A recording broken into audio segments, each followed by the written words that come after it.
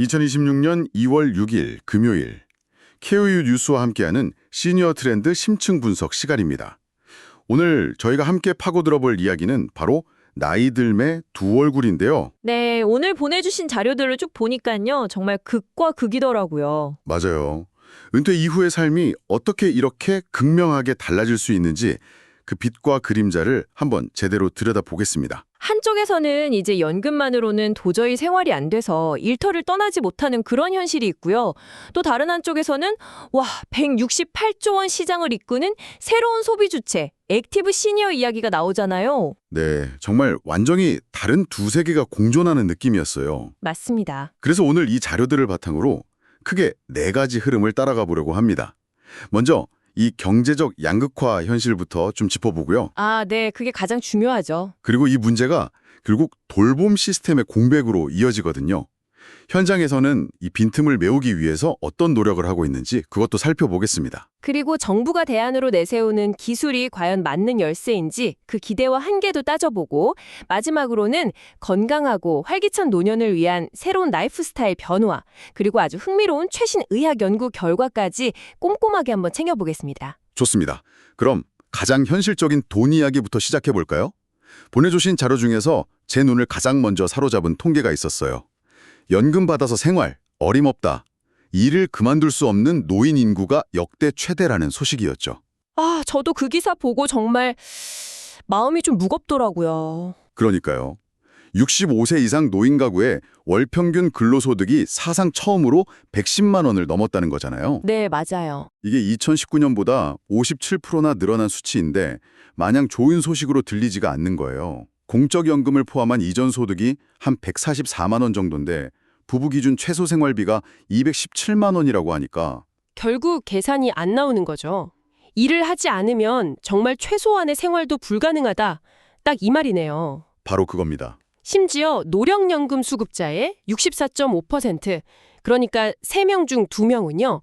월 60만 원도 채 받지 못하고 있는 게 현실이거든요. 와, 60만 원이요? 네. 더 씁쓸한 건 자료를 보니까 소득은 이렇게 조금 늘었는데 소득 대비 소비 비중은 오히려 줄었다는 거예요. 그건 무슨 의미일까요? 번 돈을 마음 편히 쓰지도 못하고 그저 생활비 부담에 짓눌려 있다는 걸 보여주는 데이터인 거죠. 지금 국회에서 연금개혁 논의가 다시 시작되긴 했는데 여전히 뚜렷한 합의점은 안 보이는 상황이고요. 그런데 바로 다음 자료에서 완전히 다른 세상이 펼쳐져요. 5060 세대가 무려 168조 원 시장을 이끄는 핵심 소비층, 이른바 액티브 시니어로 떠올랐다는 분석이요. 네, 그게 정말 흥미로운 지점이죠. 한쪽에서는 월 몇십만 원에 허덕이는데 다른 한쪽은 거대한 시장을 움직인다니. 이걸 어떻게 받아들여야 할지 좀 혼란스럽더라고요. 이 액티브 시니어들은요, 스마트폰 보유율이 90%가 넘고 온라인 쇼핑이 아주 익숙한 세대입니다. 보내주신 데이터 분석 결과를 보면 더 놀라운데요. 어떤데요?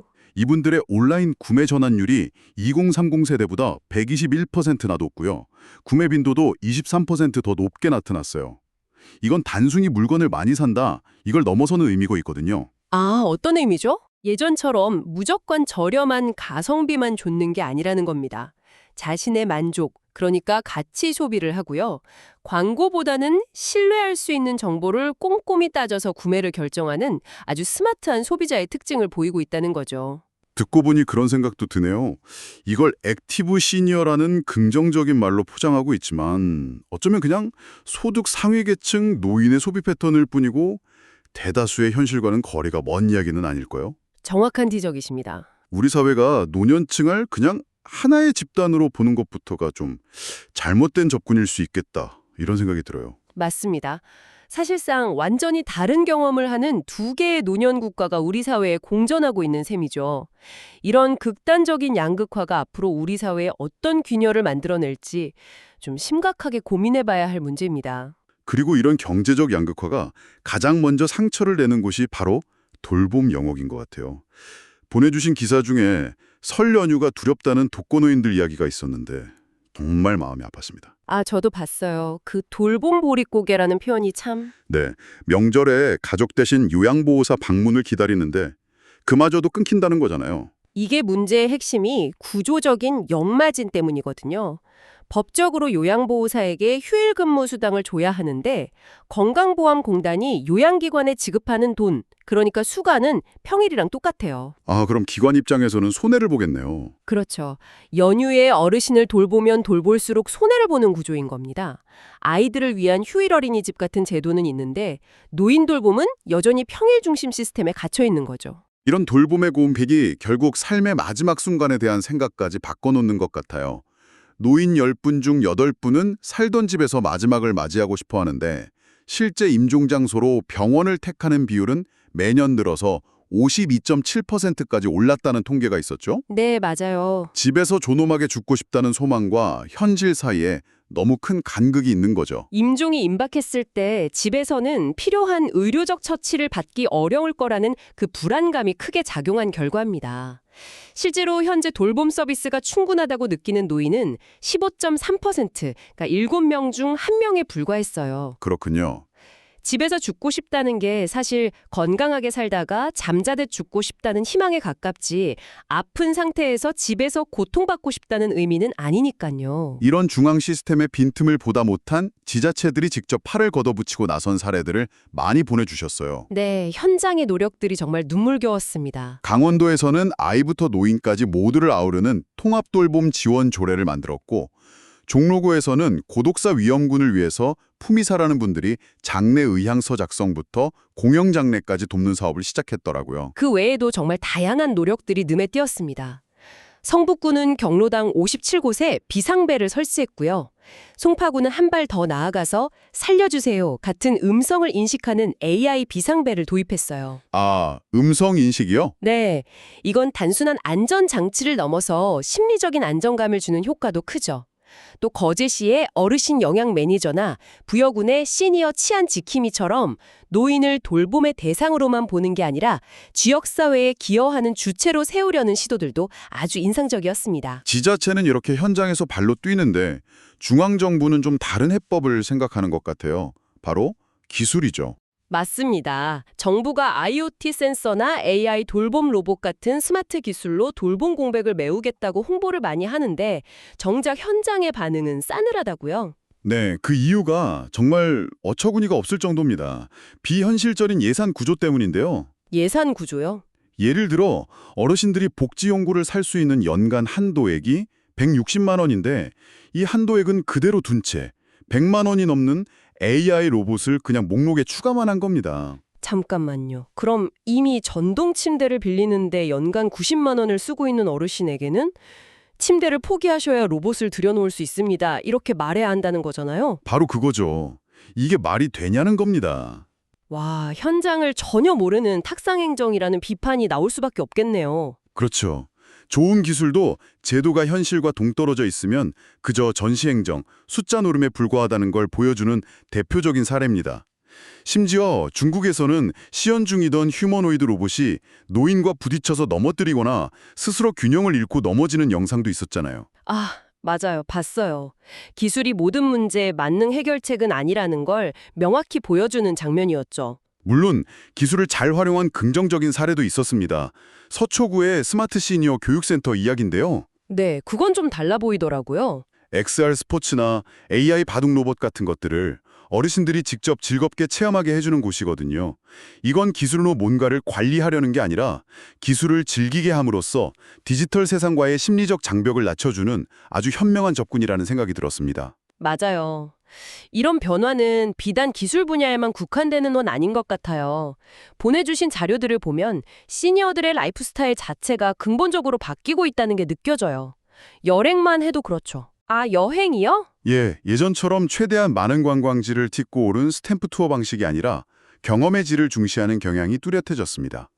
국적기 직항, 새로 지은 깨끗한 호텔, 강요된 쇼핑 없는 일정, 그리고 현지인들이 가는 검증된 맛집, 이런 요소로 구성된 대만 여행 상품이 폭발적인 인기를 끌었다는 기사가 딱 그걸 보여주네요. 더 편하고 더 깊이 있게 즐기고 싶다는 욕구가 반영된 거죠. 주거 공간에 대한 인식 변화도 흥미롭습니다. 아, 욕실 기업 사례 말씀이시죠? 네, 세비양이라는 곳인데 보통 안전 손잡이 하면 투박하고 병원 같은 느낌을 떠올리잖아요.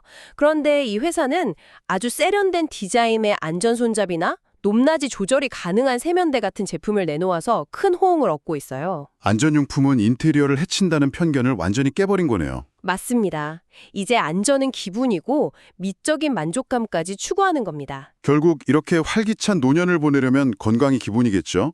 마지막으로 보내주신 건강 관련 자료들을 좀 더 깊이 파고들어보죠. 국내 사망 원인 3위인 폐렴에 대한 정책 토론의 소식이 눈에 띄네요. 네, 폐렴 사망자의 90%가 65세 이상이라니 정말 무서운 질병입니다. 그러니까요. 예방이 정말 중요할 것 같은데요. 네, 그래서 현재 국가 예방접종에 쓰이는 백신보다 예방 효과도 더 넓고 지속기간도 긴 단백결합 백신으로 전환해야 한다는 전문가들의 목소리가 높았습니다. 정부도 필요성은 공감하는데 비용 효과성 문제 때문에 단계적으로 추진하겠다는 입장이라 아직은 좀 더 지켜봐야 할 것 같습니다. 그리고 정말 흥미로운 치매 관련 연구 결과가 2개나 있었어요. 아, 네, 저도 그거 보고 굉장히 놀랐습니다. 하나는 흔한 감기 박테리아가 치매를 악화시킬 수 있다는 내용이었고, 다른 하나는 정반대로 암 환자에게 왜 치매가 드문지에 대한 실마리를 찾았다는 연구였죠. 첫 번째 연구는 클라미디안 뉴모니아라는 박테리아에 대한 건데요. 이 박테리아가 알츠하이머 환자의 망막에서 더 많이 발견됐다는 겁니다. 눈에서요? 네, 눈은 뇌를 들여다보는 창이라는 말이 있잖아요. 딱 그런 거죠. 앞으로는 간단한 눈 검사만으로 치매 위험을 조기에 발견할 수도 있다는 가능성을 열어준 연구입니다. 와, 그 연구도 놀라운데 두 번째 연구는 거의 SF 영화 같아요. 암세포가 만드는 단백질이 오히려 뇌에 들어가서 치매를 막아준다니요. 네, 저도 이 자료 보고 정말 깜짝 놀랐습니다. 무려 15년간의 연구 끝에 밝혀낸 건데요. 15년이요? 네, 암세포가 만들어내는 시스타틴C라는 단백질이 혈내 장벽을 뚫고 들어가서 뇌의 면역세포를 활성화시킨다는 겁니다. 그리고 이 활성화된 면역세포가 치매 원인 물질인 아밀로이드 플라크를 청소해버리는 거죠. 와, 정말 대단하네요. 네, 암이라는 절망적인 질병 속에서 치매 치료라는 새로운 희망의 단서를 찾았다는 점에서 정말 의미가 큰 발견입니다. 마지막으로 보내주신 자료는 아주 실용적인 정보였어요. 우리가 무심코 마시는 음료 중에 장 건강을 해칠 수 있는 것들. 아, 네. 바리스타용 귀리 음료나 제로 음료 같은 것들이요? 네, 에너지 드링크나 일부 단백질 쉐이크에 포함된 첨가물들이 문제가 될 수 있으니 성분표를 잘 확인해야 한다는 내용이었죠. 건강에 대한 관심이 높아지면서 이런 정보들이 더 중요해지는 것 같습니다. 맞습니다. 오늘 보내주신 자료들을 쭉 따라와 보니까요.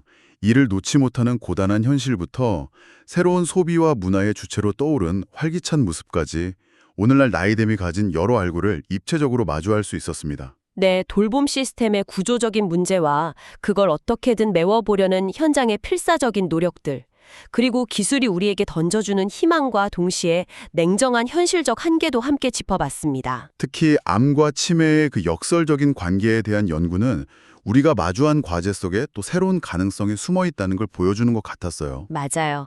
오늘 살펴본 많은 이야기들은 노인을 어떻게 부양하고 보호할 것인가라는 사회적 고민을 담고 있었죠. 하지만 동시에 어르신 스스로가 영역 매니저로 또 치안 지킴이로 활동하면서 지역사회에 기여하는 모습도 분명히 확인할 수 있었습니다. 그렇다면 이 모든 걸 보고 난 지금 우리가 던져야 할 진짜 질문은 조금 바뀌어야 하지 않을까요? 어떤 질문일까요? 어떻게 부양할 것인가를 넘어서 우리 사회에서 나이듦의 역할과 의미를 어떻게 새롭게 만들어갈 것인가 하는 질문 말입니다. 이 질문을 청취자분께 남겨드리면서 오늘의 심층 분석을 마무리하겠습니다.